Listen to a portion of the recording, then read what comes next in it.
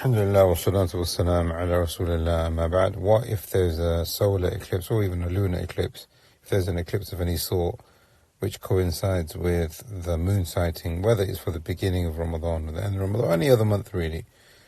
Now, we've had this discussion before when it comes to seeing the hilal during the day. And the majority of the ulama have said that it is a condition that you see it either before Maghrib or really definitely after Maghrib.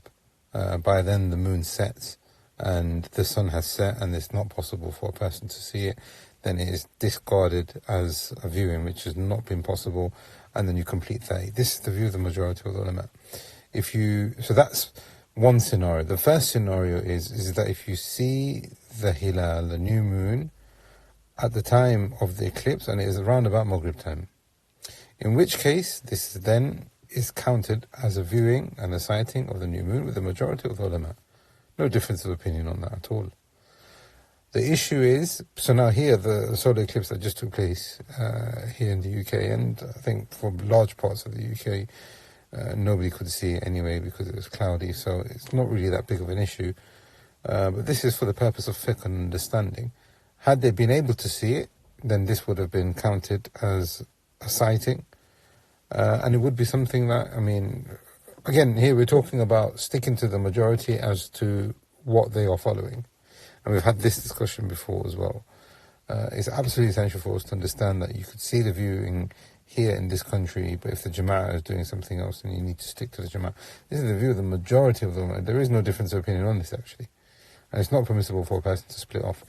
But here, for the purpose of education and learning, if you get to see it at Maghrib time, then khalas, that's it. That's seen as a moon sighting. The issue is, though, I think in North America and other parts of the world, they would have seen it during the day. This is the issue now. Because if you see the hilal during the day, is it counted or not? Like we've just said, the majority of the ulama have said that the hilal has to be seen after Maghrib, round about Maghrib time, after Maghrib. Whereas there are a number of ulama from the time of the Salaf who have had this view, and this is the view of the Malikiyah, is that they have said if you see it during the day, if it is before Zawal, meaning if you saw the hilal, so the hilal can now be seen because of the eclipse. It might not necessarily be able to be seen by the naked eye, but because there is an eclipse, if it is before the Zawal, this is the view of the Malikiyah, this is the view of Umar al-Khattab, this happened in his time, where they saw the hilal during the day. He asked for the witnesses to come forth, and they did, and he then counted it as the hilal for the previous night. The majority of the ulama have said this is completely discarded, because the hilal has to be seen after, around about Maghrib time, before or after, but really after. After is the cut-off point. And if you see the hilal during the day, then that is counted as the hilal for the forthcoming night.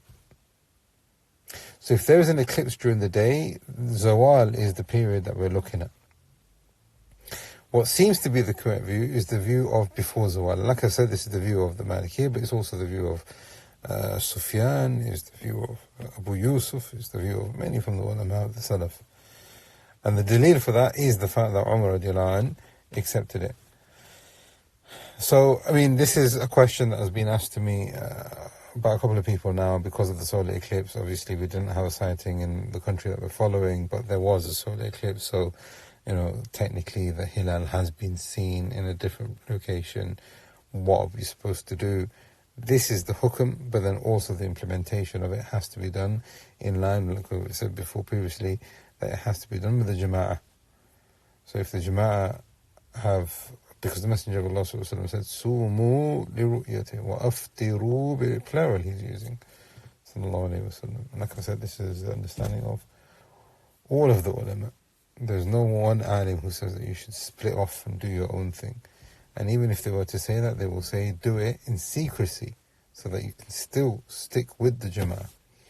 Had this discussion before, we don't need to repeat that, but here we're talking about the solar eclipse. We ask Allah subhanahu wa ta'ala that He gives us the best of understanding, and that He makes the hilal, whenever we see it, as a hilal of salam and Islam and amn and iman, هذا والله أعلم وصلى اللهم على محمد.